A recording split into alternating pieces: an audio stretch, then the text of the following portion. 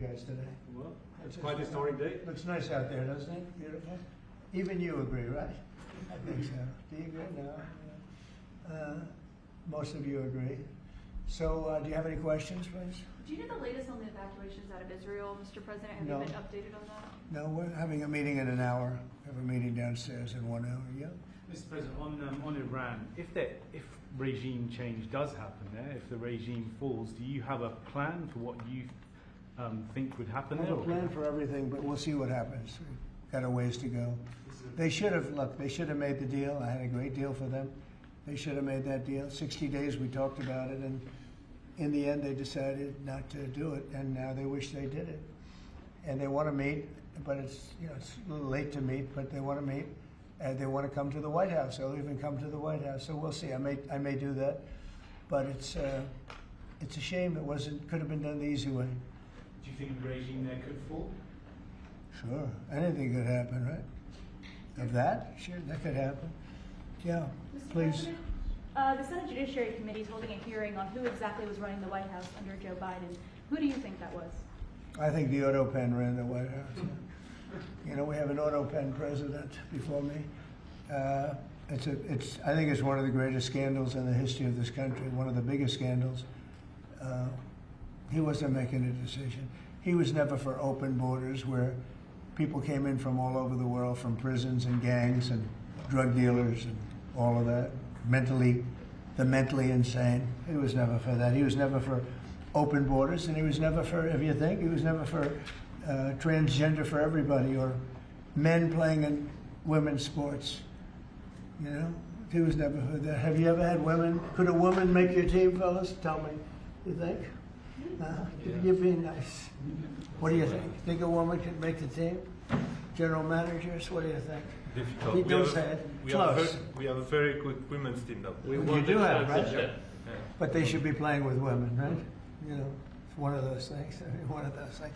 See, they're very diplomatic. As you're making your decision on Iran, obviously there's been a change from when you were pursuing a diplomatic negotiation. Yeah. Now you seem very open to the idea of potentially taking U.S. action. Obviously you're not going to tell us that. Can you walk us through what contributed to that change, how you got to where you are in making your decision now? Well, I think it started the first night. I mean, that first night was devastating. And it really knocked the one side off, as you know. It was a devastating evening, day.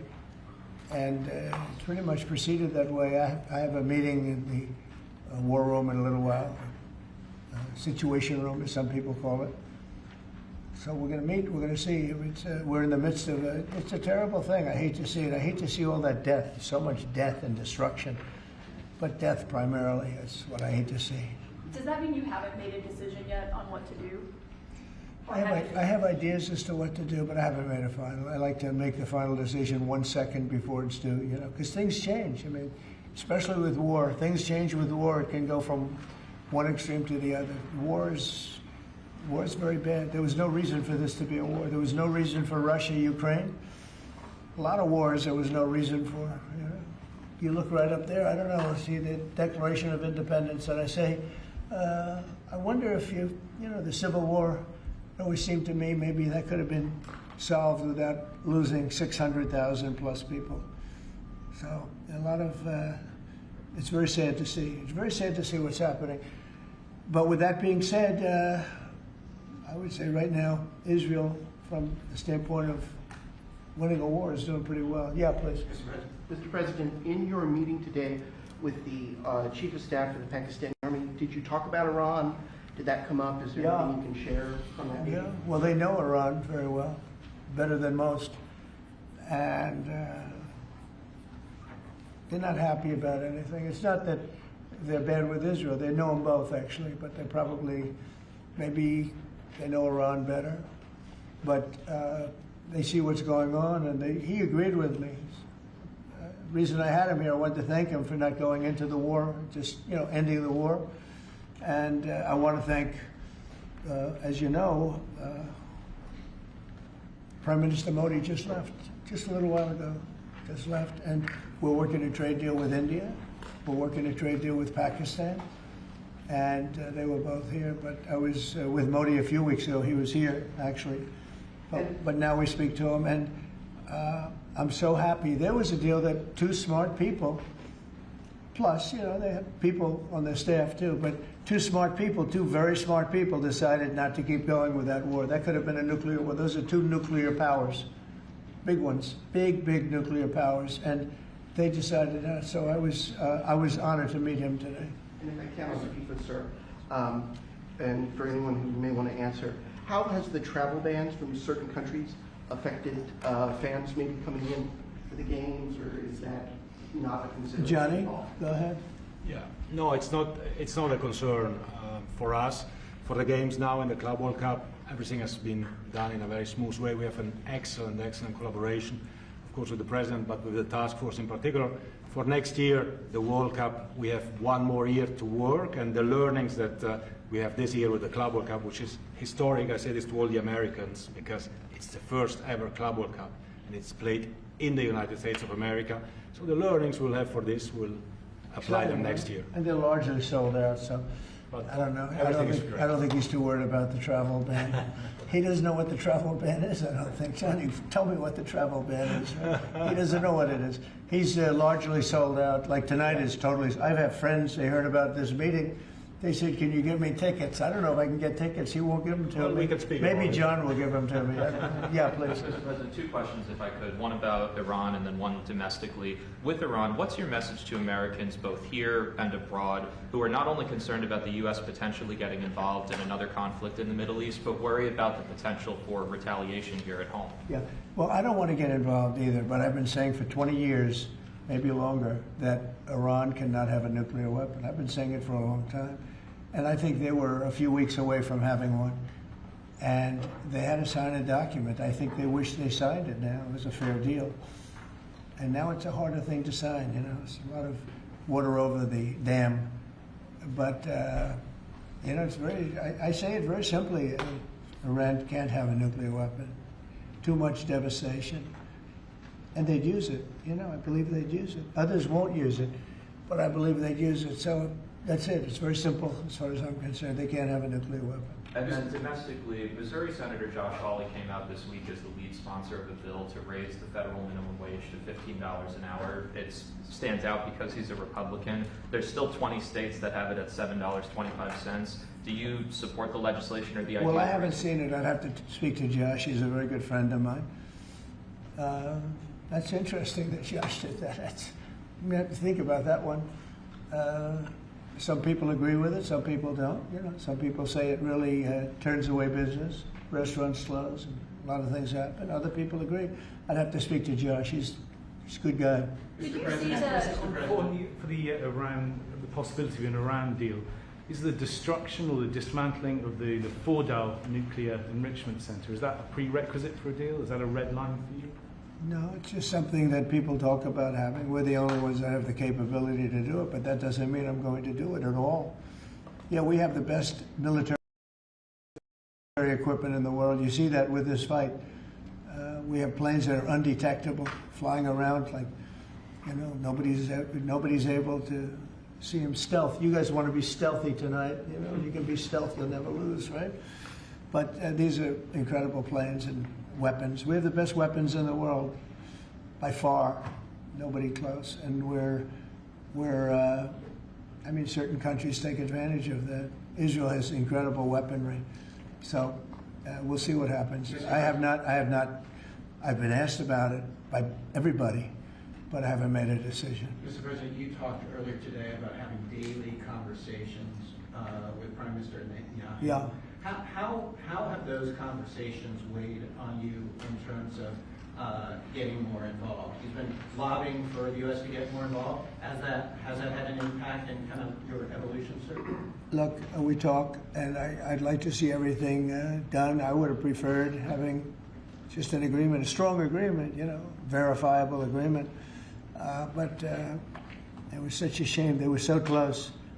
Iran was very close to signing what would have been a very good agreement for them. And maybe that could still happen, I guess. They do want to come and see us. They want to see me in the White House. That's a big statement. But it's very late. Is it enough of a statement to hold off getting We're going to see what happens. Look, we're going to see what happens. Ending it as soon as you can would be good. Have you closed the door on meeting with them? No. Okay, so it's still open to them coming here in your Yeah, eyes. I mean, they asked if they could come. We'll see if that happens. It's not that easy for them to come. They can't get out. You know, they're in Iran, and in one case, the guy wanted to come so badly, but he can't get out because his bombs dropping all over the place. Have you seen the Tucker Carlson Senator Ted Cruz interview? It seems like this issue on whether or not the United States should strike is kind of dividing a lot of your supporters. No, my supporters are for me. My supporters are America first. They make America great again. My supporters don't want to see Iran have a nuclear weapon. Tucker's a nice guy. He called and apologized the other day because he thought he said things that were a little bit too strong, and I appreciated that. And Ted Cruz is a nice guy. I mean, he's been with me for a long time. I'd say once the race was over, he's been with me ever since, right? But very simple. If they think that it's okay for Iran to have a nuclear weapon, then they should oppose me, but nobody thinks it's okay. People that don't want, I don't want to fight either. I'm not looking to fight. But if it's a choice between fighting and them having a nuclear weapon, you have to do what you have to do. Maybe we won't have to fight. Don't forget, we haven't been fighting. We add a certain amount of genius to everything, but we haven't been fighting at all. Israel's done a very good job of that. But we'll see what happens. The bottom line is they can't have nuclear. And if Ted, I can't imagine that Ted Cruz said it's okay for Iran to have nuclear, including Tucker. I don't think Tucker says it's okay. The problem is then they get themselves into a thing. They don't want them to have nuclear, but then they say, well, we don't want to fight. Well, you're going to have to make a choice because it's possible that you're going to have to fight for them not to have nuclear. And it's interesting because I did ask Tucker, I said, well, are you okay with nuclear weapons being in the hands of Iran? And he sort of didn't like that. He didn't want to really, but he sort of didn't like that. And I said, well, if it's okay with you, then you and I do have a difference. But it's really not okay with him.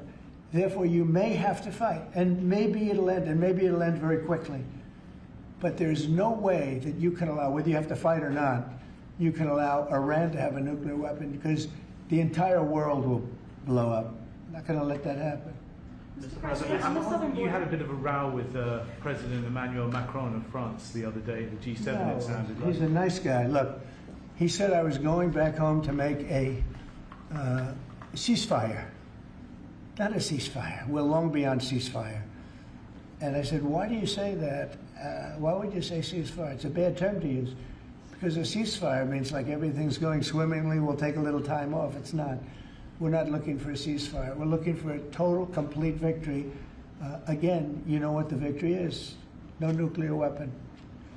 Mr. President, So I thought it was a very badly worded statement by him, and obviously I let him know that. On the southern border, you've had record low numbers for the month of May, 95 apprehensions, 0 releases, compared to that of the previous administration exactly a year ago, so more than 60,000 releases. What do you attribute that success to? I like you. Who are you with? Turning Point USA, sir. Well, they're very good. Turning Point. Charlie, very good. That's what I call a good question, fellas. 1 out of 10, John. 1 out of 10, but that's a really good question. No, we had record good numbers on the border. And people are coming in, but they have to come in legally. Like some of these guys behind me, they have to come in legally. And if they come in legally, we want them. They have to say they love America, they love our country. And if they can't say that, we don't want them. Thank you very much. Very nice. Thank you very much, everybody. Thank you, press. Thank you. Thank you, guys. Thank you, guys. thank you. Thanks. Thank you. Thank you, Mr. President. Thank you very much. Thanks. Thanks. Pulitzer Prize. Fella, hey, Doug, take a good picture. Absolutely. Pulitzer Prize winner.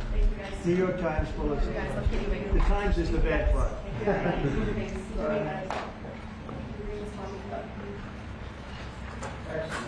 Thank you.